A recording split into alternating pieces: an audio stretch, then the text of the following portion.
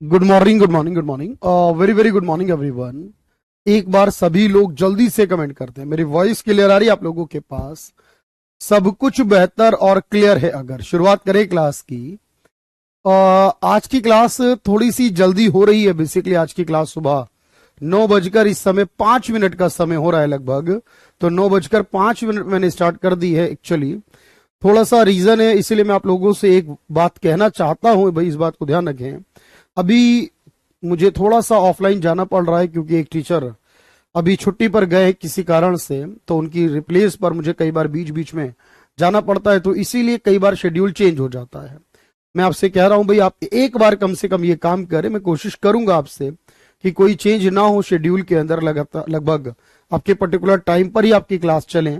लेकिन फिर भी अगर कुछ आगे पीछे होती है क्लास, तो एक बार आप एवरी डे रात को सोने से पहले मींस आप एक बार चेक कर लिया करें भी आपका शेड्यूल क्या है इकोनॉमिक्स की क्लास का, या जो भी बैचेस आपके हैं। अगर उसमें कोई चेंज आता है तो, या फिर मॉर्निंग में अर्ली मॉर्निंग जब आप उठते हैं तब एक बार चेक कर लें कि आज की क्लास क्या है, ताकि आप रेडी रहें उस क्लास के लिए, लाइव रहें। अच्छे से बात समझ में आएगी जितना आप लाइव रहेंगे, जुड़े रहेंगे, डाउट पूछेंगे। लेकिन आज क्या है, एक्चुअली थोड़ा सा एरर है कमेंट के अंदर, जहां तक मुझे लग रहा है, क्योंकि मॉर्निंग की क्लास में भी इशू था ये, तो एरर आ रहा है कमेंट में, इसलिए कमेंट आप लोगों तक मुझ तक नहीं पहुंचे। पर आप कोशिश करिए, कमेंट करेंगे तो शायद मुझ तक आ भी जाएंगे वो कमेंट। तो मैं होपफुली आपके जो भी डाउट हैं, अगर कोई और बात आप कहना चाहते हैं, मैं जरूर आपकी ये सारी बातें सुनूंगा, लेकिन कल सुनूंगा। फिर आज मेरी बात आप सुन लीजिए, आज मेरे से पढ़ लीजिए ध्यान से। और मैंने कल और पिछली क्लास में, पहले मैं एक बार क्रॉस चेक कर लूं भाई कि सब कुछ बेहतर चल रहा है या नहीं। मैं एक बार क्रॉस चेक करता हूं, 1 मिनट दीजिएगा मुझे, क्योंकि इधर से मैं अगर कुछ कह रहा हूं तो वो बात आप लोगों तक पहुंच रही है या नहीं, ये जान लेते हैं पहले तो। सब कुछ बिल्कुल, देखो वॉइस क्लियर है, सब कुछ पिक्चर क्लियर है, मैंने चेक कर लिया है। अच्छा, पिछली क्लास में जो हमारी क्लास हुई थी, लास्ट क्लास, उसके अंदर जो हमने टॉपिक डिस्कस किए थे एक्चुअल में, वो क्लास 13 तारीख में थी। यानी 13 तारीख तक की क्लास हम देखें अगर, तो मैंने बजट पढ़ाया था। बजट की पहली क्लास की थी, मैंने कहा 4 से 5 क्लासें होंगी। मैं एक क्विक रिवीजन दे रहा हूं 1 मिनट के अंदर, फिर आगे बढ़ते हैं सर। बजट में मैंने कहा ये सरकार की एक फाइनेंशियल प्लानिंग है, जिसमें आने वाले समय की एस्टिमेटेड वैल्यू सबसे इंपॉर्टेंट होती हैं। एस्टिमेटेड रिसिट्स के बारे में और एस्टिमेटेड पेमेंट्स के बारे में, एक्सपेंडिचर्स के बारे में, और बाकी जानकारी रिवाइज्ड और एक्चुअल की भी होती है, लेकिन मुख्य तौर पर वो एस्टिमेटेड होती है। बजट को एनुअल फाइनेंशियल स्टेटमेंट कहा जाता है। संविधान में बजट को मिनिस्ट्री ऑफ फाइनेंस का डिपार्टमेंट ऑफ इकोनॉमिक अफेयर्स बनाता है। बजट को हर साल एक बार लाया जाता है, जनरली चुनाव के वर्ष में 2 बार। इसकी बात मैं आज करूंगा आपसे, ठीक है। इसके अलावा मैंने कहा बजट को पार्लियामेंट अप्रूव करती है, वित्त मंत्री पेश करते हैं, 1 अप्रैल से लागू होता है। बजट को 6 मैंने आपको प्रोसेस बताया, वहां से गुजरता है। 2017 के चेंजेस क्या है वो बताया मैंने, और साथ में मैंने आपको बताया कि बजट के बारे में कुछ फैक्चुअल जानकारी, जैसे कि बजट जो आया पहली बार कब आया, पहली महिला द्वारा पहली बार गणतंत्र होने पर, पहली बार स्वतंत्र होने पर, सबसे ज्यादा बजट और सबसे ज्यादा लगातार बजट कौन लेकर आया। लेकिन आज की क्लास में मैं आपको बताऊं, मैं एक चीज डिस्कस कर रहा हूं। देखो याद रखना कि जनरली सर हमारे पास जो बजट आता है वो फरवरी की 1 तारीख को आता है। मोस्टली अपने कहा कॉमन रहती है ये बात, 1 फरवरी को आता है। लेकिन अगर मैं आपसे कहूं कि इससे पहले 1 दिन पहले अगर छुट्टी ना हो तो 31 जनवरी को क्या आता होगा? आप कहेंगे सर 1 फरवरी को अगर बजट आता है तो उससे 1 दिन पहले याद रखना एक रिपोर्ट आती है, जिस रिपोर्ट को आप इकोनॉमिक सर्वे कहते हो। हिंदी में मैं आपको बताऊंगा, इसे आर्थिक समीक्षा कहा जाता है। अगर आप यूपीएससी की तैयारी कर रहे हैं, अगर आप पीसीएस की तैयारी कर रहे हैं ना, तो आपके लिए इकोनॉमिक सर्वे हर साल का, जो भी साल आपका चल रहा है, और अगर आप किसी राज्य विशेष की तैयारी कर रहे हैं तो उस राज्य का इकोनॉमिक सर्वे जानना बेहद जरूरी है। अगर एग्जाम की मैं बात करूं तो जहां तक मैं कहूं, अगर बजट इस साल का आपको पढ़ना हो, इस साल के बजट की जानकारी, उससे ज्यादा इंपॉर्टेंट ये पढ़ना है कि इकोनॉमिक सर्वे क्या है उसके अंदर। आप कहेंगे सर बजट और सर्वे में क्या अंतर होगा? ध्यान से देखो, बजट ये बताता है वर्तमान में कोई भी राज्य या देश है जो हमारा आज के समय यानी वर्तमान में हमारी अर्थव्यवस्था की स्थिति कैसी है। बात समझना पहले, हमारी जो अर्थव्यवस्था, हमारी जो इकोनॉमी है, उसकी स्थिति कैसी है। यानी अब स्थिति का मतलब ये है, जैसे कि मान लीजिए कि अभी हमारे देश में लगभग गरीबी कितनी है, बेरोजगारी कितनी है, महंगाई कितनी है, कौन सा सेक्टर जीडीपी में कितना कंट्रीब्यूट कर रहा है, ग्रोथ रेट कितनी चल रही है, ये सारी जानकारी कहां मिलेगी? हमारी इकोनॉमिक सर्वे में मिलेगी।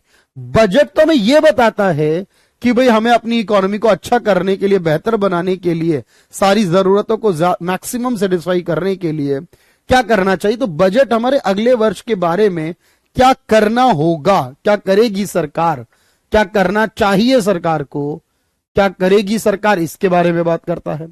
यानी ये जो फ्यूचर के बारे में बात हो गई ना कि ये क्या होगा, लेकिन इससे अब एडवांटेज मिला नहीं मिला, क्या बढ़ा क्या घटा, तो अब देखेंगे पिछले साल का इकोनॉमिक सर्वे क्या कह रहा है और इस साल का इकोनॉमिक सर्वे क्या कह रहा है, और फिर कंपेयर करेंगे उसको, तब पता चलेगा। यानी ये ज्यादा इंपॉर्टेंट है किसी भी इकोनॉमी के बारे में जानना, चाहे देश की हो चाहे राज्य की हो।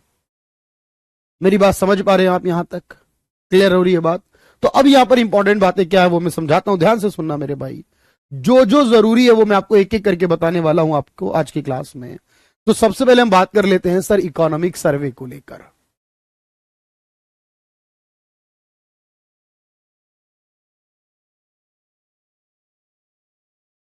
आर्थिक समीक्षा हिंदी में कहते हैं इसे।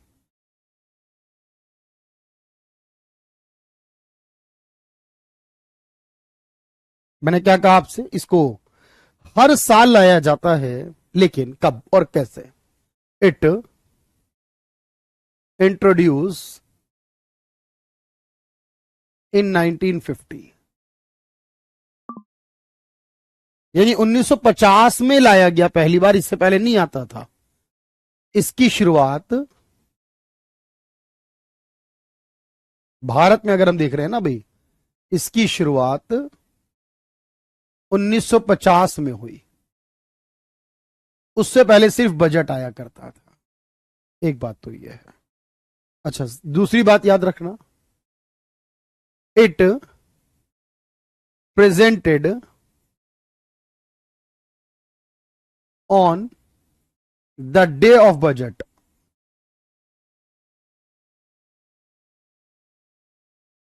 टिल 1963,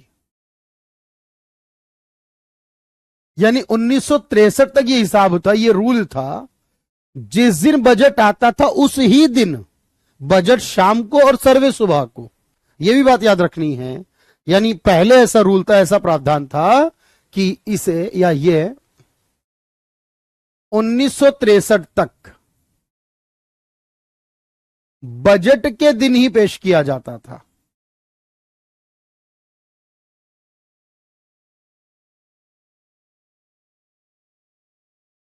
इसे बजट के दिन ही पेश करते थे। 1963 तक ये रूल था। अच्छा, उसके बाद क्या हुआ, फिर यहां एक रूल बना from 1964, it presented on previous working day of budget. अगर छुट्टी ना हो तो भाई बात समझ में आती है, कहीं गलती से छुट्टी आ गई तो आप कहेंगे सर पिछला दिन तो संडे था या सैटरडे था, फिर क्यों नहीं हुआ? छुट्टी में नहीं हो सकता, फिर वो पिछला दिन क्या गिना जाएगा? फ्राइडे गिना जाएगा, on previous working day of budget.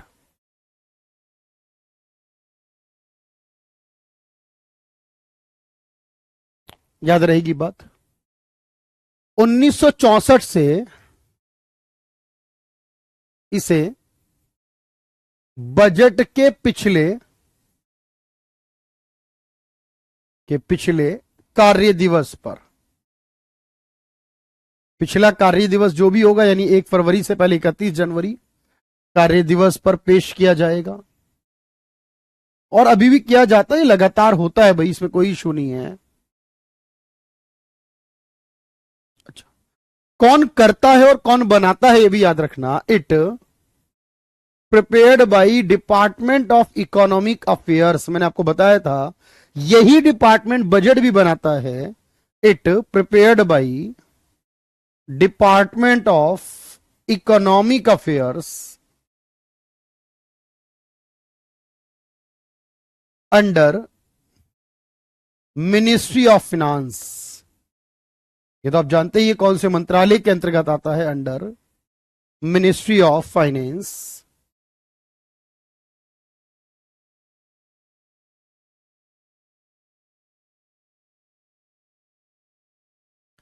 ये वित्त मंत्रालय के तहत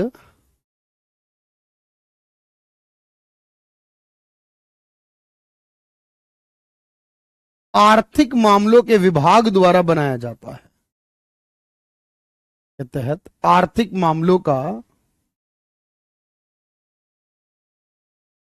विभाग बनाता है।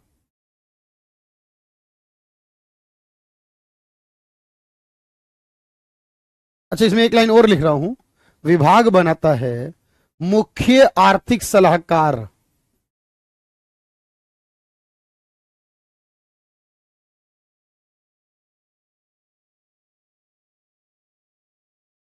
की सलाहकार के गाइडेंस में।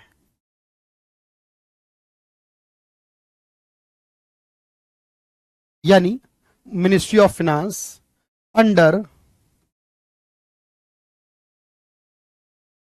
गाइडेंस ऑफ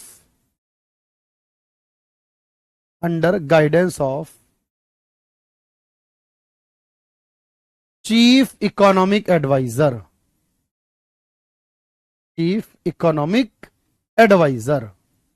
जो भी देश के चीफ इकोनॉमिक एडवाइजर है उनकी गाइडेंस में। तो आप कहेंगे सर ये कौन है इस समय चीफ इकोनॉमिक एडवाइजर जो इसको देखता होगा? चलो, मैं अपने नाम पूछ रहे हैं तो मैं बताऊंगा जरूर। तो चीफ इकोनॉमिक एडवाइजर का जो नाम होगा भाई, ये नाम होगा अनंता नागेश्वरन। देखो, ये क्लास कंप्लीटली लाइव चल रही है भाई आप लोगों की। कहीं आपके मन में ये डाउट चल रहा हो कि सर कमेंट नहीं है, तो कोई वीओडी लगा दी होगी, प्रीवियस वीडियो लगा दी होगी कोई, और वो चल रही होगी यहाँ पर। मेरे भाई आज 17 तारीख है, 17 सितंबर 2024 से, और अभी समय 9:18 का समय हो रहा है लगभग। क्लास लाइव है, बस आपके कमेंट नहीं मुझ तक पहुंच रहे हैं। ठीक है, वो एक समस्या अपनी जगह पर है, वो ठीक हो जाएगी कुछ देर में, आप जानते हैं। और उसके अलावा बाकी सब कुछ बेहतर चलेगा। तो चीफ इकोनॉमिक एडवाइजर की देखरेख में, उनकी गाइडेंस में, उनके निर्देशन में ये चलता है कि भाई सर्वे बनाया जाता है। और मैंने कहा ये सर्वे जरूरी है, क्योंकि सर्वे तो बताएगा ना हमें देश कैसा चल रहा है हमारा। तो आप कहेंगे सर ये सर्वे क्या बताएगा? It show the present condition of economy, या present economic condition of a country, present economic condition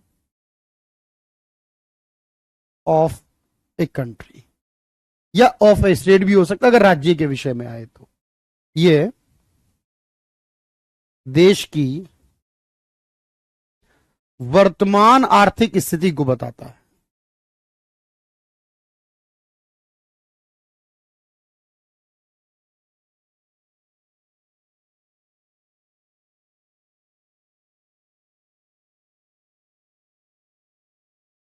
तो देश की वर्तमान में जो आर्थिक स्थिति है वो कैसी है, इसके लिए बनाया जाता है, इकोनॉमिक कंडीशन को बताने के लिए इकोनॉमिक सर्वे। और ये बहुत जरूरी है, मैं फिर कह रहा हूं, अगर आप इस साल का एग्जाम दे रहे हो, आने वाले साल का एग्जाम दे रहे हो, आपको ये कम से कम, ज्यादा डिटेल में ना सही, लेकिन कम से कम हाईलाइट जो होती हैं, जो इंपॉर्टेंट पॉइंट होते हैं ना किसी भी इकोनॉमिक सर्वे के, वो आप जरूर कर लें इस साल। लेकिन 2024 में मैं आपको बता दूं, 31 जनवरी को इकोनॉमिक सर्वे नहीं आया था। इस बार सरकार ने 22 जुलाई को सर्वे पेश किया है। 23 जुलाई को दोबारा से बजट आया था, क्योंकि इस साल 2 बार आया। तो 23 जुलाई को इस साल बजट आया है, और 22 जुलाई को इस साल जो है वो इकोनॉमिक सर्वे आया था। तो एग्जाम से पहले आपको उसे पढ़ना है, उसकी हाईलाइट पॉइंट्स को देखना है, और अगर उससे रिलेटेड कुछ इंपॉर्टेंट बातें होंगी तो मैं क्लास में ही आपके साथ डिस्कस करूंगा। आप उसके लिए इंतजार कर सकते हैं, आप इसे नोट कर लीजिए। मैं 1 मिनट का समय दे रहा हूं, अगर कोई लेट आया है तो भाई परेशान ना हो, कोई डाउट क्वेरी होगी मैं अगली क्लास में बताऊंगा।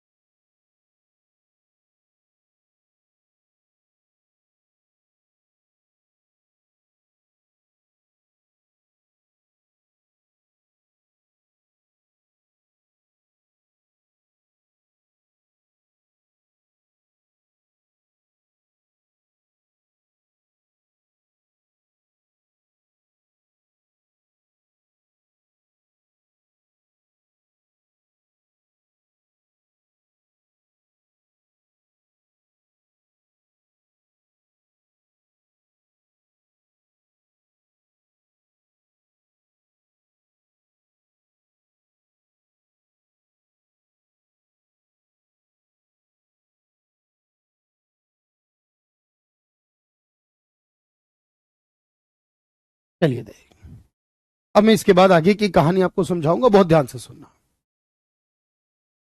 अब देखो, वैसे तो आप जब पॉलिटी पढ़ते हैं तब आप एक इंफॉर्मेशन पढ़ते हैं, लेकिन आप में से अब हर कोई पॉलिटी पढ़ता हो ये जरूरी नहीं है भाई। इसीलिए जो भी इंफॉर्मेशन पॉसिबल होगी वो मैं खुद ही प्रोवाइड करूंगा, जो भी इस टॉपिक से रिलेट करती होगी, लेकिन मैं आपको समझाऊंगा पहले। अब देखिए होता क्या है, इस तरह अगर आपने लिख लिया हो, मेरी बात समझना। अब सरकार के पास जितना भी पैसा आता है, सरकार के पास, ध्यान से सुनना मेरी बात, सरकार के पास जितना भी गवर्नमेंट फंड है, गवर्नमेंट का रिसीट्स है गवर्नमेंट के पास, सरकार इसके 3 हिस्से बनाती है। अभी लिखना कुछ नहीं, बात समझने की कोशिश करना। एक पैसे को कहा जाता है पब्लिक अकाउंट फंड, यानी कि सरकार वो पैसा जो लोगों ने अपनी सेविंग्स के रूप में जमा करा है, जो लोगों ने अपना एनएससी के अंदर, पीएफ के अंदर जमा करा है, ये पैसे को बोला जाता है पब्लिक अकाउंट फंड। बात सुनना, ये जो पब्लिक अकाउंट फंड होता है, क्योंकि इसमें जो पैसा रहता है गवर्नमेंट के पास, जिन भी लोगों ने गवर्नमेंट के पास ये पैसा जमा करा वो अपना बाद में फ्यूचर में लेंगे वापस। ये जो पब्लिक अकाउंट फंड है, याद रखना, इसमें से बजट का कोई खर्चा नहीं हो सकता। बजट के एक्सपेंस के लिए आप इसका इस्तेमाल नहीं कर सकते। बजट एक्सपेंस जो है वो यहां से आप बिल्कुल भी नहीं कर सकते हैं। ये पब्लिक अकाउंट फंड कहलाता है। और अगर आपसे पूछा जाए कि इस फंड में से अगर खर्चा करना हो तो याद रखो, इसके लिए गवर्नमेंट को कोई अप्रूवल नहीं लेना है पार्लियामेंट से। सरकार जब चाहे खर्च कर सकती है, लेकिन इसको खर्च करने में बजट में यूज नहीं कर सकती। एक बात याद रखा, ये बात समझना। इसके अलावा सरकार क्या करती है कि इमरजेंसी पर्पस के लिए 30,000 करोड़ रुपए जो हैं वो अलग रख देती है सरकार इमरजेंसी के लिए। 30,000 करोड़, यानी अगर मान लीजिए कभी कभी ऐसा भी होता है ना, पार्लियामेंट नहीं चल रही होती है सर, मान लीजिए, आपको मैं समझाऊं, हमारे देश की जो संसद है ना वो सेशन में काम करती है। मतलब जैसे कुछ दिनों का एक सेशन चलता है पहले, फिर छुट्टियां हो जाती हैं, फिर एक सेशन आता है, फिर छुट्टियां हो जाती हैं। अब मान लीजिए कि 2 सेशन है, 2 सेशन के बीच में मैक्सिमम 6 महीने तक का अंतर हो सकता हमारे रूल में। अब मान लीजिए कि सेशन छुट्टी पर गया हुआ है सर, पार्लियामेंट नहीं चल रही है अभी, और अचानक से कोई भी ऐसा क्राइसिस आ जाए, आपदा आ जाए, कोई संकट आ जाए अगर, अब क्या करा जाए? अब अगर कोई ऐसी आपदा आ जाए, कोई संकट आ जाए अगर, तो इसके लिए हम पार्लियामेंट के आने का इंतजार नहीं कर सकते। तब हम क्या कहेंगे सर यहां पर कि राष्ट्रपति को यह अधिकार होना चाहिए। राष्ट्रपति, क्योंकि वो तो हमेशा रहते हैं, संसद काम कर रही हो ना कर रही हो, लेकिन पार्लियामेंट चले ना चले, राष्ट्रपति तो रहेंगे। तो राष्ट्रपति को अधिकार होना चाहिए इस तरह के खर्चों को करने के लिए। अगर कोई आपदा आ जाती है तो उसके लिए हमने राष्ट्रपति के आदेश पर खर्च हो सके, इसके लिए क्या कर दिया, 30,000 करोड़ रुपए इमरजेंसी में रख दिए। ये पब्लिक अकाउंट फंड जो लोगों की सेविंग स्कीम वगैरह का पैसा वो अलग छोड़ दिया, उसके अलावा यहां 30,000 करोड़ रुपए अलग रख दिए सरकार के। और उसके बाद जो बाकी बच गया वो सारा पैसा एक जगह रख दिया, उसे कहते हैं कंसोलिडेट फंड।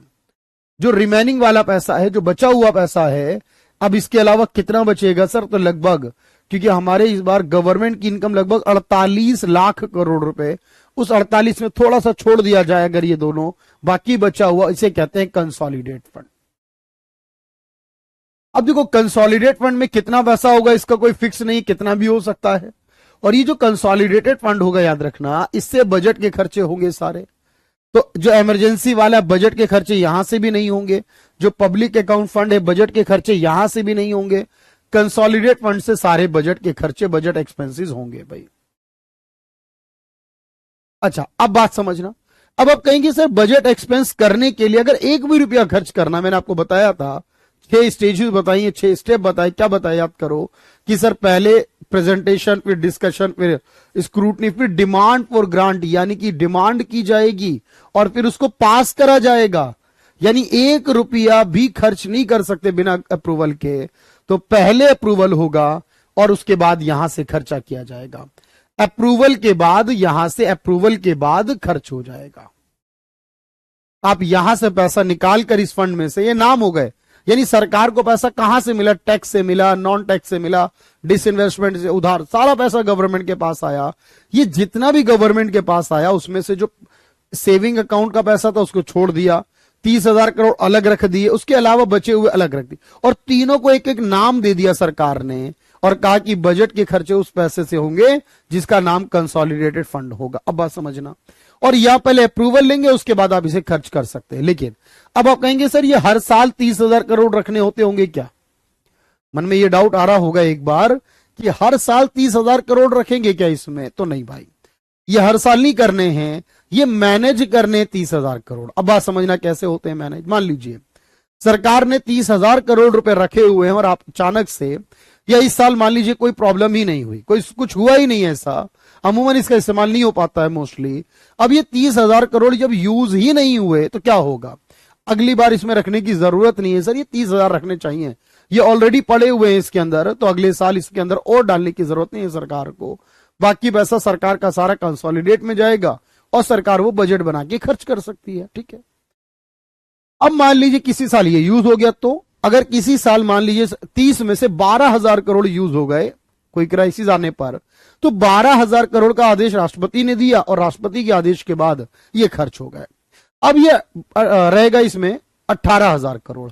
अब ये ऐसे ही चलता रहेगा साल के अंत तक? तो ऐसा नहीं है भाई कि साल पूरा होगा तो इसे पूरा करा जाएगा, नहीं। अब जैसी पार्लियामेंट काम शुरू करेगी, जैसी संसद आएगी, जैसी मेंबर ऑफ पार्लियामेंट का सेशन शुरू होगा, वैसे ही क्या होगा कि एक बिल लाया जाएगा और उसमें लिखा होगा कि भाई ये पिछले आधे जब सेशन वर्क नहीं कर रहा था उस समय एक आपदा आई थी जिसमें 12,000 करोड़ रुपए गवर्नमेंट के खर्च हुए थे प्रेसिडेंट के ऑर्डर पर, तो ठीक है भाई, अब इस पर बिना बहस के, देखो कंसोलिडेट फंड से पैसा निकल रहा होगा तो बहस की जा सकती है भाई, सरकार कुछ कहेगी, विपक्ष कुछ कहेगा, लेकिन क्योंकि राष्ट्रपति खर्च कर चुका है पहले, अब यहां राष्ट्रपति जब खर्च कर चुका है, अब यहां कोई बहस नहीं होगी इस पर, अब बिना बहस की अप्रूव कर दिया जाएगा। सबसे पहले इसको अप्रूव करेंगे और अप्रूव करने के बाद कंसोलिडेट इसमें से 18,000 करोड़ निकालकर इसमें डाल देंगे और इसको पूरा कर देंगे फिर से 30,000 करोड़। अब ये 30,000 करोड़ फिर हो चुका है, फिर भर चुका है पूरा, और ये संसद, यानी अब मेरी बात दोबारा समझना, सरकार जितना भी पैसा कमाती है साल भर में उसके जनरली 3 हिस्से बनाए जाते हैं, एक कंसोलिडेट फंड का, एक पब्लिक अकाउंट फंड और एक का कंटिजेंसी फंड। जो कंसोलिडेट फंड होता है इसमें से बजट खर्च होते होंगे और इसमें पहले अप्रूवल बाद में खर्चा होगा, बहस हो सकती है। पब्लिक अकाउंट फंड में से गवर्नमेंट अगर खर्च करना चाहे तो बिना किसी अप्रूवल के खर्च कर सकती है इसका, और इसमें बजट के खर्चे नहीं हो सकते। जो कंटिजेंसी फंड है जिसके राष्ट्रपति के आदेश पर खर्च कर सकते हैं, ये पहले खर्चा होगा बाद में अप्रूवल होगा और इसमें कोई बहस नहीं हो सकती। इतना डिटेल मैंने आपको बता दिया है, और इनके संविधान में मैंने कहा इसलिए पॉलिटी में क्योंकि इनके अलग अलग आर्टिकल दिए गए हैं, तो जब भी क्वेश्चन एग्जाम में आएगा उसको बड़े ध्यान से पढ़ना होता है और यह समझना है कि एक में होगा कि पहले खर्चा बाद में अप्रूवल, एक में पहले अप्रूवल बाद में खर्चा, और एक में कि बिना अप्रूवल के ही खर्चा हो जाएगा। अब आप कहेंगे सर इसको लिखना कैसे है, देखो ध्यान से, तो मैं आपको समझा रहा हूं, इसीलिए देखो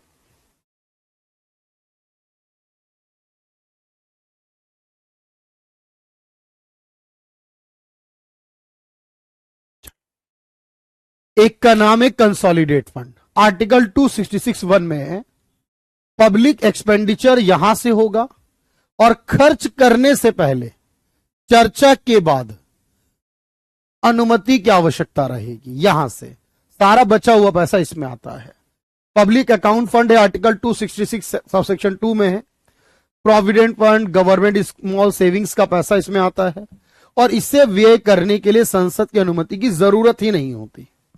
कंटीजेंसी फंड, आकस्मिक निधि 267 आर्टिकल में 30,000 करोड़ रखने होते हैं, राष्ट्रपति के आदेश पर यह खर्च हो सकता है, इमरजेंसी संकट आपातकाल के लिए होगा और खर्च करने के बाद अनुमति की आवश्यकता होगी और वो भी बिना चर्चा के। इतना डिटेल आपको याद रखना है हर एक सवाल में। फिर कह रहा हूं, अगर आप तैयारी कर रहे हो बेहतर और बड़े एग्जाम की, तो कंटेंट भी आपके पास बड़ा होना चाहिए। मींस आपको यह भी पता होना चाहिए अप्रूवल्स की रिक्वायरमेंट पहले होगी या बाद में होगी या नहीं होगी। एक बार इसे नोट कर लीजिए।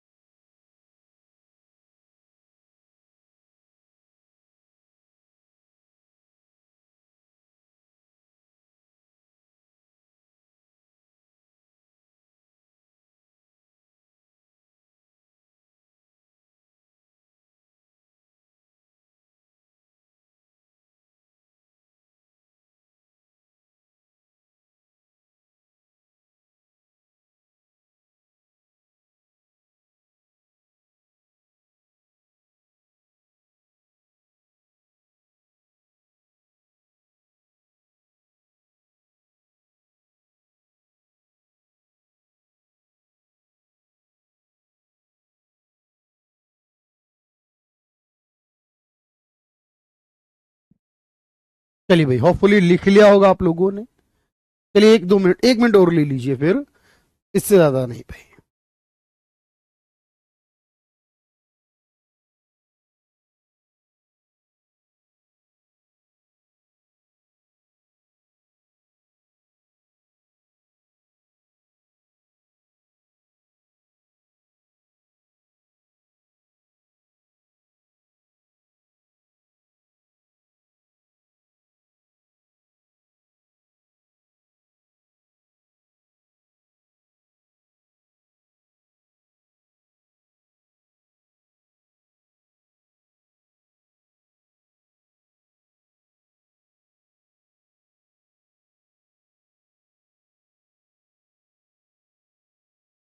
चलिए भाई, होपफुली यहां तक की बात समझ में आ रही है। तो अगर आपसे पूछा जाए कि बजट के एक्सपेंसेस कहां से होते हैं, तो वो कंसोलिडेटेड फंड से होंगे। ओके भाई, चलिए अब मेरी बात को समझिएगा ध्यान से। अब मैंने आपसे एक बात कही थी, जिस साल चुनाव रहता है इस साल 2 बार बजट आता है। अमूमन आप देखिए, एक बार फरवरी में आता है और एक बार जुलाई में आता है, लगभग इस तरीके से चलता है। जो फरवरी वाला आता है वो अप्रैल, मई, जून, जुलाई लागू रहता है, और जो जुलाई में आता है वो लगभग अप्रैल से लागू हो जाता है। अब जो फरवरी में बजट आता है चुनाव के वर्ष में, उसे इंट्रिम कहते हैं, उसे इंट्रिम कहते हैं। और जो जुलाई में आता है चुनाव के वर्ष में, लगभग उसे फाइनल कहते हैं। ये जो इंट्रिम बजट आता है, क्योंकि हमें पता है कि चुनाव होंगे, नई सरकार बनेगी, चाहे सेम पार्टी की बने चाहे कोई नई पार्टी की बने, उससे फर्क नहीं है, सरकार लेकिन नई बनेगी। और जब नई सरकार बनेगी, नया बजट लाएगी, तो बाकी बचे हुए समय के लिए लगभग ये 4 महीने तक लागू रहता है। 4 महीने लागू रहता है, और ये बचे हुए 8 महीने तक लागू रहता है, यानी अगर चुनाव के वर्ष का फाइनल है। वैसे जो आता है वो 1 साल पूरे ही चलता है, या 8 महीने तक लगभग लागू रहता है।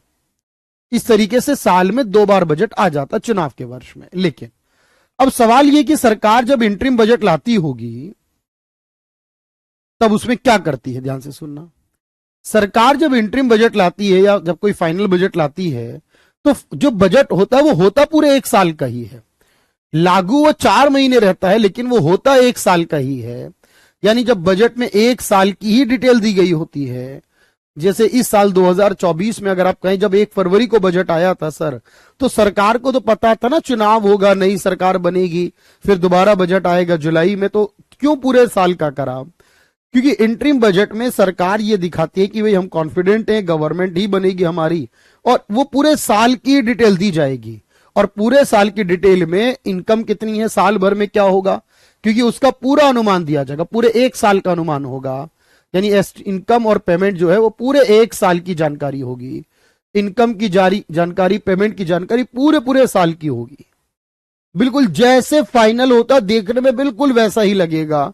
ये तो जिसको पता है कि चुनाव है इसलिए एंट्री में ये बात उसे वो पता है, अदरवाइज नॉर्मल इंसान को ये बात नहीं पता होगी।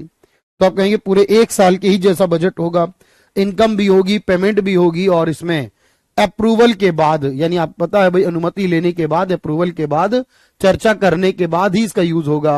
अप्रूवल होगा और वो भी चर्चा के बाद अप्रूवल मिलेगा, जैसे होता है बिल्कुल वैसे ही पूरा प्रोसेस वही रहेगा और उसी तरह से पास होगा, सब कुछ वही रहेगा, और उसके बाद फिर जरूरत पड़ने पर फाइनल बजट आएगा। ऐसा अमूमन लोकसभा चुनाव के वर्ष में होगा। अच्छा, इसके लिए एक और ऑप्शन होता है सरकार के पास कि सरकार क्या करे। सरकार यहां इंटरिम बजट पेश ना करे तो वोट ऑन अकाउंट रहता है एक, जिसे लेखानुदान कहते हैं हिंदी में। सरकार क्या कर सकती है, दूसरा ऑप्शन यह है सरकार का कि सरकार पूरे साल की डिटेल पर काम ना करे, बल्कि सरकार का हम तो 2 महीने के लिए अप्रूवल लेंगे, 2 मंथ्स का अप्रूवल लेंगे, हमें 2 महीने के खर्चे बता दीजिए, हो जाए अप्रूवल, क्योंकि सरकार बनने के बाद फिर हम बाकी का काम करेंगे। 2 महीने के खर्चे मांगती है सरकार।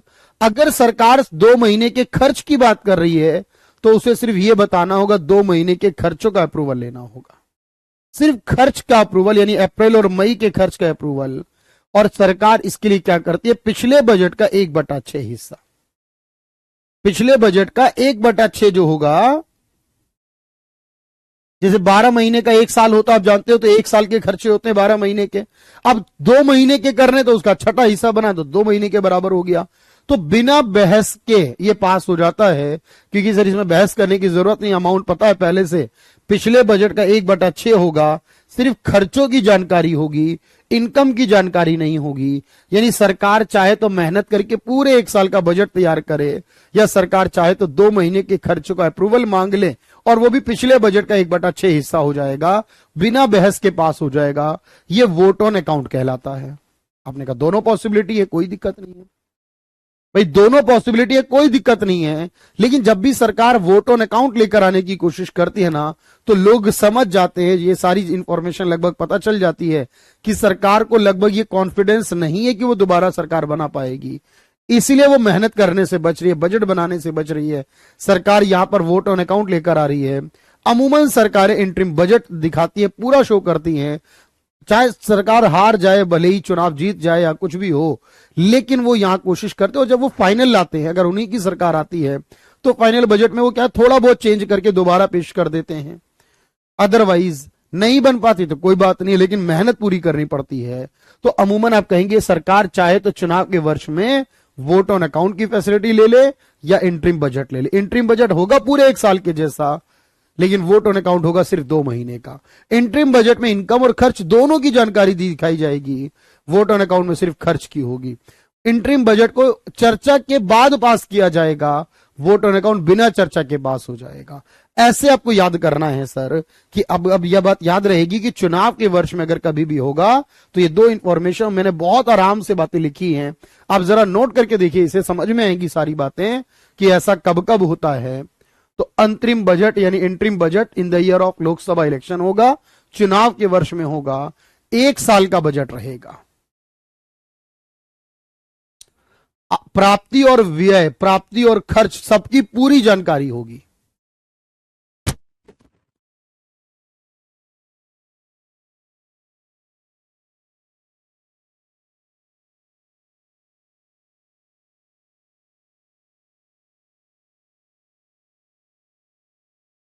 ठीक है,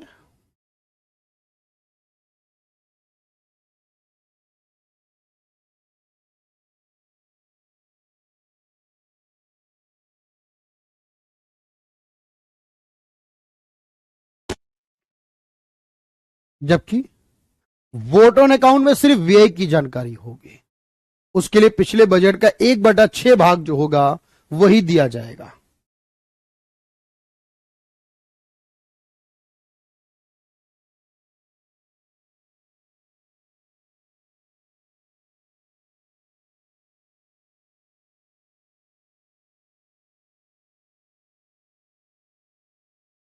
पिछले बजट का 1/6 भाग अप्रूव होगा, और वो भी without parliament discussion, vote on account में, लेखानुदान में।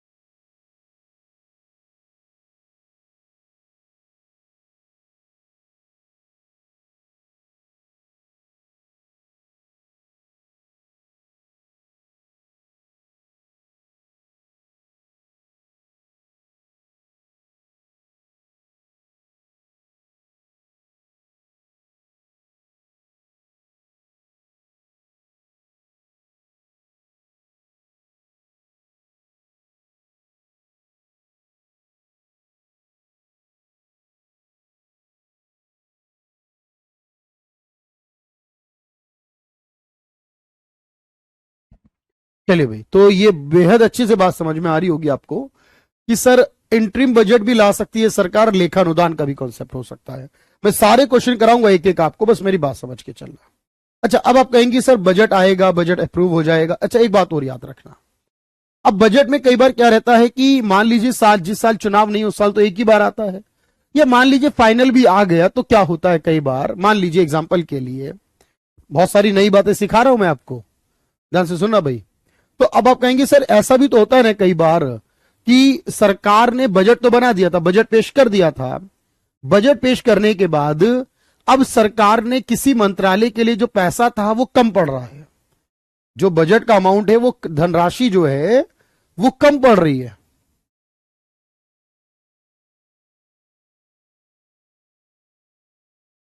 लैंग्वेज को समझो भाई, सरकार ने बजट लाई, बजट अप्रूव हो गया, सब कुछ हो गया, लेकिन अब बजट का अमाउंट पड़ रहा है कम।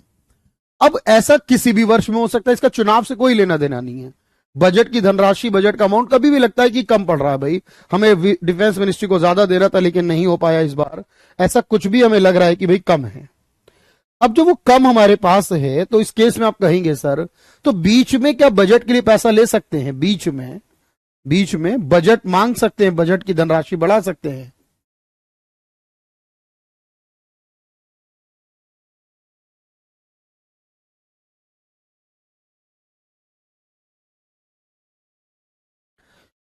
अब बीच में बजट की धनराशि बढ़ानी पड़ जाए तो क्या कर सकते हैं हम, नवंबर दिसंबर के आसपास, अमूमन ऐसे पहले भी हो सकता है, सामान्य तौर पर मैं कह रहा हूं, सामान्यता सरकार आप देख रहे हैं कोई राज्य की हो या देश की, सामान्यता मैं कह रहा हूं, सामान्यता इससे पहले भी हो सकता है, बीच में कभी भी हो सकता है, सरकार एक बजट लाती है जिसे कहते हैं सप्लीमेंट्री बजट। क्या बोलते हैं, इसे बोलते हैं सप्लीमेंट्री बजट, यानी हिंदी में बोलते हैं अनुपूरक बजट। तब कहेंगे सर अनुपूरक बजट क्या होता है, जैसे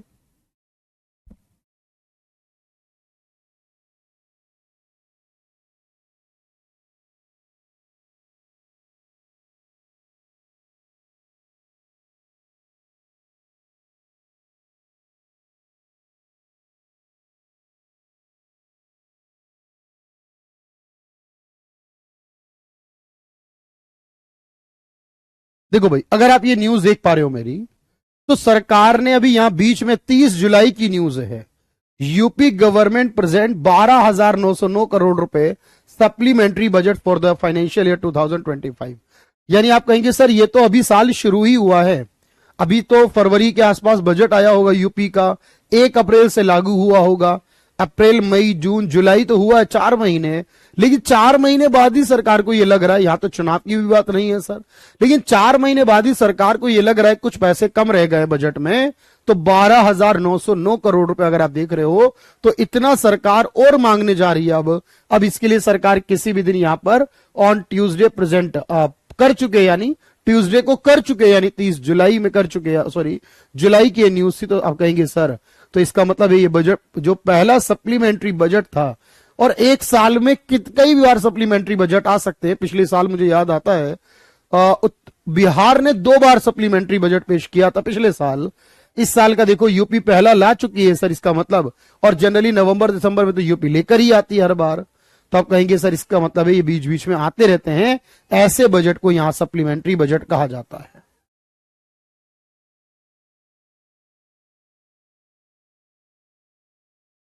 चलिए भाई, तो इस तरीके के आप और भी देखेंगे, और भी राज्यों में लेकर आते हैं, जैसे अगर आप 2023 का देखें, मैं इसी में अगर एक लाइन और जोड़ दूं, 2023 या 2024-25 दिया है, 2023 में लिख दूं यहां, तो आपको और अच्छे से क्लियर हो जाएगा।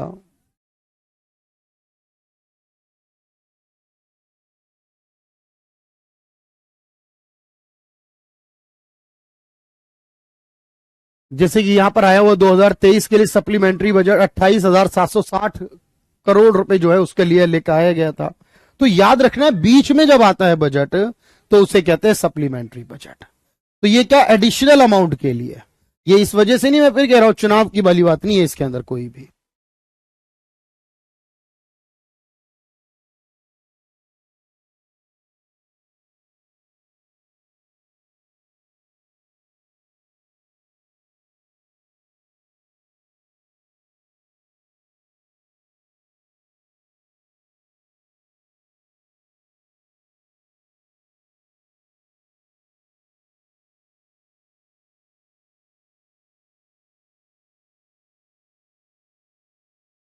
चलिए दोस्त, तो बीच में बात समझ में आ गई भाई यहां तक। तो आप कहेंगे सर ये सप्लीमेंट्री बजट है, डिस्कशन तो इसका भी होगा। अच्छा, अगर कभी बच गया तो, कम पड़ गया तो ले लेंगे, चलो मान लो। अच्छा, दिमाग में बात आए सर कभी कम पड़ गया, बच गया बजट, तो बजट कभी अगले साल नहीं जाता है, अगले साल फिर नया बजट ही आता है। भाई आपने मान लीजिए कि सर हमने यहां पर अप्रूवल तो ले लिया था पैसे का, और अप्रूवल मिल गया पूरे पैसे का, लेकिन खर्चा कम हुआ। मान लीजिए 50,000 करोड़ का अप्रूवल मिल गया, खर्चे 40,000 करोड़ ही हुए, तो बच गए 10,000 करोड़। क्या अब 10,000 करोड़ रुपए, क्योंकि अप्रूव तो हो ही चुका है था ना, अब अगले साल के लिए चले जाएं तो नहीं कर सकते, कैरी फॉरवर्ड नहीं होता है कभी बजट में, याद रखना। तो अब आपने कहा सर बजट चाहे इंट्रीम आए चाहे कोई सा भी आए, लेकिन सारे बजट को अप्रूवल के बाद ही लाया जाएगा। अब अप्रूवल करने के लिए कहां से लिया जाएगा पैसा, मैंने बताया कंसोलिडेट फंड से। अब आपको एक बात याद आनी चाहिए सर, आपने एक पॉइंट बताया था, एक एप्रोप्रिएशन बिल पास करते हैं, ये क्यों लाया जाता है? ये जो एप्रोप्रिएशन बिल पास करने वाली बात होती है ना मेरे भाई, याद रखना, ये एप्रोप्रिएशन बिल पास करने का मतलब होता है इस बात की अनुमति देना, इस बात का अप्रूवल देना कि आप कंसोलिडेट फंड से इतना पैसा निकाल सकते हो। ये जो मैंने पांचवा पॉइंट बताया था, आपको याद होगा, स्टेप में स्टेजेस के अंदर एप्रोप्रिएशन बिल पास करना, सारे मंत्रालयों ने पैसा मांग लिया, सारे डिपार्टमेंट ने पैसा मांग लिया, सारा बजट का अमाउंट तैयार हो गया कि इतना बजट पास हो गया, लेकिन अब ये कंसोलिडेट फंड से निकालने की भी तो परमिशन चाहिए। बजट अप्रूव हो चुका है लेकिन कंसोलिडेट फंड से निकालना है, उसे निकालने के लिए ये वाला बिल आता है कि सरकार कह रही है ठीक है निकाल लीजिएगा इतना पैसा, और बीच में अगर जरूरत पड़ जाए बजट बढ़ाने की, तो यहां पर क्या आएगा, सप्लीमेंट्री बजट आएगा। इसको एक बार नोट कर लेना भाई।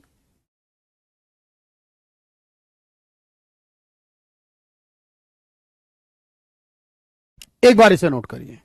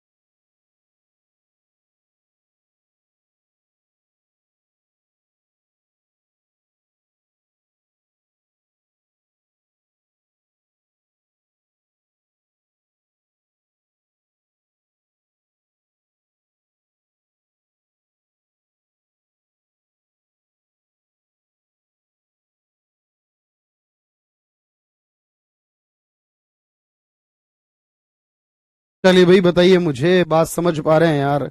आज तो आपके कमेंट नहीं आ रहे हैं मुझ तक, लेकिन कल जरूर पूछूंगा भाई सारी बात समझ में आई या नहीं मेरी, ठीक है? तो जब भी बजट में कुछ एक्स्ट्रा निकालना होगा, तो मैंने कहा उसके लिए सप्लीमेंट्री बजट लाया जाएगा।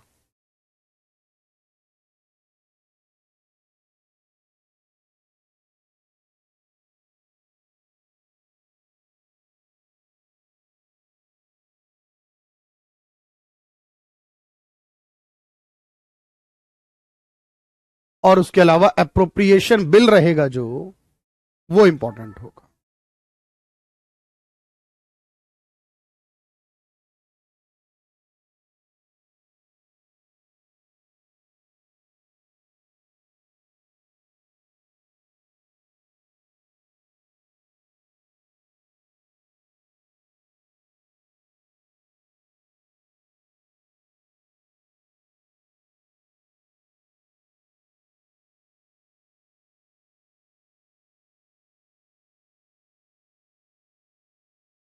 चलिए भाई, बात क्लियर है, सभी को बात समझ में आ रही है यहां तक? जब भी मिड में कोई बजट आएगा तो वो उसी बजट, उसी वर्ष के बजट के लिए, अमूमन तो बजट अगले साल का है, पर ये मिड में आ रहा है तो इसी साल के बजट की, इसमें एक्स्ट्रा अमाउंट को मांगा जा रहा है, अतिरिक्त धनराशि मांगी गई है इसमें, और इसीलिए इसको लाया जा रहा है भाई।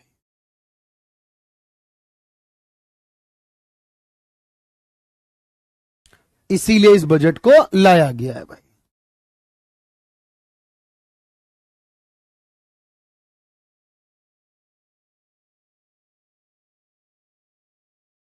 अच्छा,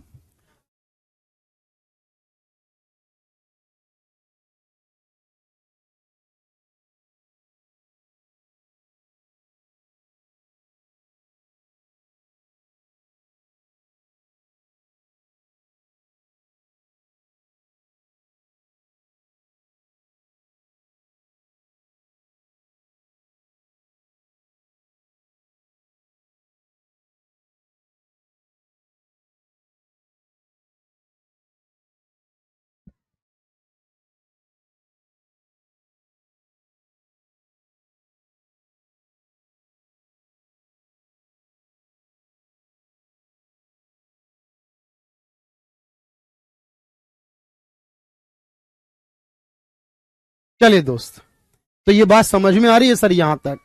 सप्लीमेंट्री बजट और अप्रोप्रिएशन बिल हमने बात कर ली सर, दोनों के बारे में बात समझ में आ रही है। ये एक्सपेंस आपको याद रखना। अच्छा, मैं थोड़ी सी इंफॉर्मेशन आज और दूंगा, बस ज्यादा नहीं। एक इंफॉर्मेशन मैं आपको लास्ट फाइनली एक स्लाइड और कराऊंगा बस। अब देखिए, मैंने आपसे कहा था कि बजट जो है उसमें डिमांड की जाती है। तो बजट में जब डिमांड की जाती है किसी चीज की, तो आपने कहा पहले अप्रूवल लेना पड़ता है सारी अलग अलग डिपार्टमेंट और मंत्रालय को। जब अलग अलग डिपार्टमेंट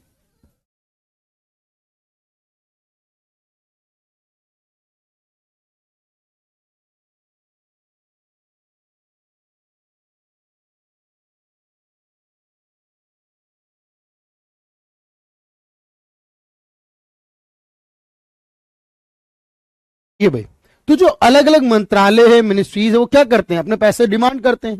मैंने कहा जब वो अप्रूवल हो जाता है तब अप्रोप्रिएशन बिल से पैसा अप्रूव करते हैं। फिर अब जब ये डिमांड करते हैं, मान लीजिए मैं आपसे कहूं कि सर ये डिमांड तो चलती है, लेकिन कई बार ऐसा भी तो हो सकता है ना कि मान लीजिए कि इन्होंने डिमांड करनी शुरू करी, पहले एक डिपार्टमेंट डिमांड करेगा, फिर उस पर बहस होगी, उसे पास करेंगे, फिर दूसरा डिपार्टमेंट उस पर बहस, फिर वो पास होगा, और यही लगातार चलता रहेगा, बहस होगी, पास होगा।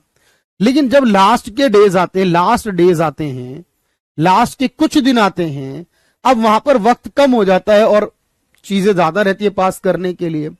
अब लास्ट में क्या करोगे आप मुझे बताओ भाई? जैसे आप देखते हो ना भाई, कोई कॉपी चेक करनी, एग्जाम हुआ सर, एग्जाम होता है, एग्जाम के बाद कॉपी चेक होती है, उसे पता है कि 31 मार्च को रिजल्ट आना है। अब शुरू में कॉपी तो कैसे चेक होती है? बड़े ध्यान से चेक कर रहे होते हैं सर, शुरू में तो कॉपी बड़े ध्यान से चेक कर रहे होते हैं, हर चीज को देख देख के। लेकिन लास्ट में क्या होता है? टाइम नहीं बचा है, डेट आ गई है, टाइम आ गया, अब वो लास्ट में क्या करा? बस जल्दी जल्दी खत्म करो बात को। वैसे ही इसमें रहता है सर कि मान लीजिए कि पहले तो पूरा बहस वगैरह सब कुछ होती है, लेकिन लास्ट में बिना बहस के ही पास कर देते हैं। फिर लास्ट के टाइम जब आता है ना, बहस को रोक देते हैं। अब कहते भाई टाइम बचा नहीं, 1 अप्रैल को बजट लागू करना है, अब क्या करें? बिना बहस के ही पास कर दो, जो भी मांगा वो पास कर दो। फिर तो जब बिना बहस के, यानी बहस को रोक दिया जाए और बिना बहस के पास कर दिया जाए, इसे गिलोटिन कहा जाता है। क्या कहा जाता है? इसे गिलोटिन कहा जाता है। गिलोटिन एक प्रक्रिया का नाम है, कोई साइंस में शब्द नहीं है, ये बजट में शब्द है। गिलोटिन उस प्रोसेस को कहते हैं जब बजट के अंतिम दिनों में, बजट जो पास करने की प्रक्रिया के लास्ट डेज में, बजट पर बहस को रोक दिया जाए, बजट को बिना बहस के पास कर दिया जाए, इसे गिलोटिन करना कहते हैं। ऐसा भी हो सकता है, बात समझ रहे हो? तो अगर ये पूछ ले कि गिलोटिन क्या है, ये आपको पता होना चाहिए। अच्छा अच्छा, एक बात ये रहती है, कई बार तो सर इस तरह से तो हम बजट बनाते रहते हैं और हर साल बजट लाते रहते हैं, बजट में खर्चे करते रहते हैं। अच्छा, कई बार सरकार को यह भी कोशिश करनी पड़ती है कि बजट में महंगाई को बढ़ाया जाए या महंगाई को घटाया जाए। देखो, दोनों के फायदे भी हैं, दोनों के नुकसान भी हैं। कई बार सरकार को महंगाई बढ़ाने की जरूरत पड़ती है तो भी उसे कुछ करना पड़ता है, और कई बार महंगाई कम करने की जरूरत पड़ती है। अब यहां पर देखो, 2 चीजें समझने की जरूरत है। अगर मैंने बताया महंगाई को बढ़ाना है तो मार्केट में ज्यादा पैसा लाना होगा, और ज्यादा पैसे के लिए ज्यादा उधार लेना पड़ेगा। भाई अगर हम ज्यादा उधार लेंगे तो मार्केट में ज्यादा पैसा आएगा या नहीं, बताओ मुझे? अगर हम अधिक उधार लेंगे तो मार्केट में अधिक पैसा आएगा या नहीं? जी आएगा। और अधिक पैसा आएगा तो यहां से क्या होगा? महंगाई बढ़ेगी। तो एक अच्छाई ये कि इससे विकास बढ़ेगा, ज्यादा पैसा है तो सर ज्यादा चीजों पे खर्च होगा, ज्यादा विकास होगा देश का। लेकिन नुकसान ये कि ज्यादा महंगाई भी बढ़ जाएगी। अगर मैं खर्चे कम कर लूं तो उधार कम हो जाएगा, अगर मैं खर्च कम कर लूं तो उधार कम लेना पड़ेगा, उधार कम लेंगे तो महंगाई कम होगी। लेकिन याद रखो, जब खर्चा कम करेंगे तो विकास भी कम होगा। भाई अगर मैं आपसे पूछूं कि हमारा बजट घाटे में तो है सर, लेकिन अगर ये घाटे में बजट ना हो, जितना हमारी इनकम है उतना ही बजट में खर्चा करें, तो यकीन मानिएगा फिर हमारे देश में नए स्कूल बनाना, नए हॉस्पिटल बनाना, नए एयरपोर्ट, नए स्टेशन, नए बस स्टैंड बनाना, नए रोड बनाना, नई सड़क, कहीं पर वाटर कनेक्शन देना, ये सारा मुश्किल हो जाएगा सरकार के लिए। क्योंकि सरकार लगभग जितना कमाती है उसको अगर खर्च करने लगे, उसके अलावा हम जो उधार लेते हैं लगभग 18 लाख करोड़ इस साल, वो उधार नहीं लेंगे तो 18 लाख करोड़ खर्चा कम होगा। तो इस तरह के सारे खर्चे हमारे रुक जाएंगे। विकास करने के लिए जरूरी है, आज की आखिरी स्लाइड दे रहा हूं बस मैं, और ध्यान रखना भाई कि अगर किसी ने कोई डाउट, कोई क्वेरी, कोई भी सवाल हो आज की क्लास पर आधारित, कल पहले सवाल पूछना मुझसे, या मैं क्वेश्चन आपको प्रैक्टिस कराऊंगा पहले, उसके बाद चलूंगा आगे की क्लास में, उससे परेशानी नहीं होगी आपको कोई भी। एक आखिरी स्लाइड ये है, फिस्कल स्टिमुलस क्या होता है। जब देश में विकास को बढ़ावा देना हो तो सरकार व्यय बढ़ाती है, इससे विकास बढ़ता है, लेकिन इससे महंगाई भी बढ़ सकती है। यानी फिस्कल स्टिमुलस करना महंगाई का एक कारण हो सकता है। फिस्कल कंसोलिडेशन का मतलब है बजट घाटे को कम करना। अब घाटा कम करने में जा रहे हैं तो खर्चा कम करना पड़ेगा, खर्चा कम होने से महंगाई कम हो जाती है, लेकिन विकास भी कम हो जाता है। फिर तो एक प्रक्रिया जिससे बजट के घाटे को कम करने की बात होती है, एक प्रक्रिया जिससे देश के विकास को बढ़ाने की बात है। एक से महंगाई में कमी आती है, लेकिन एक से वृद्धि हो जाती है। और जब मैं कहता हूं बजट पर बहस या चर्चा को रोक दिया जाए और बिना बहस के ही पास कर दिया जाए, बजट के जब लास्ट के कुछ डेज आते हैं, इसे ग्लोटीन कहा जाता है, इसे ग्लोटीन कहा जाता है। आप पहले एक बार इसे लिख लीजिए। मैं आपको कम से कम 8-10 क्वेश्चन कराता हूं आज की क्लास के, फिर उससे आपको थोड़ी सी हेल्प मिलेगी, उससे आपको बातें समझ में आसानी से आ जाएंगी।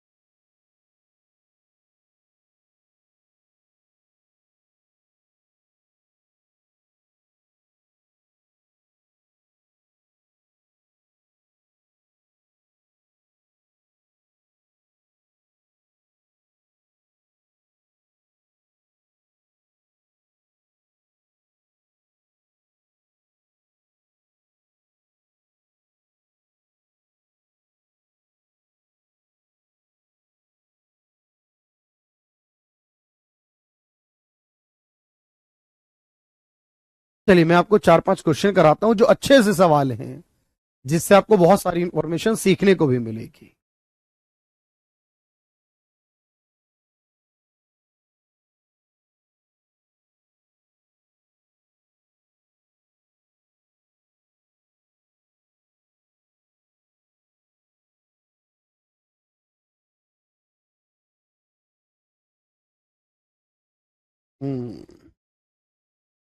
भाई थोड़ा सा कुछ एरर आ रहा है अभी इसमें, और इसीलिए, और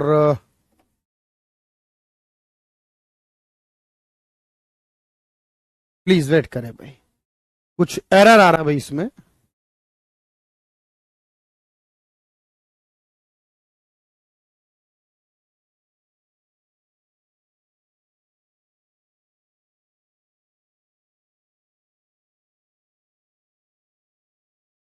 चलिए मैं क्वेश्चन आपको कल कराता हूं भाई, ठीक है, परेशान ना होना बिल्कुल भी।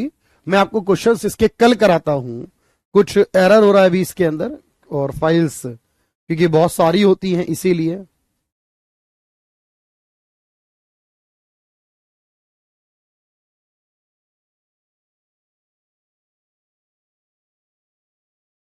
चलिए आज के लिए इतना ही रखते हैं। आज की हमारी क्लास है बजट नंबर 2। कल बजट की तीसरी क्लास पर बात करेंगे। Thank you everyone, thank you so much.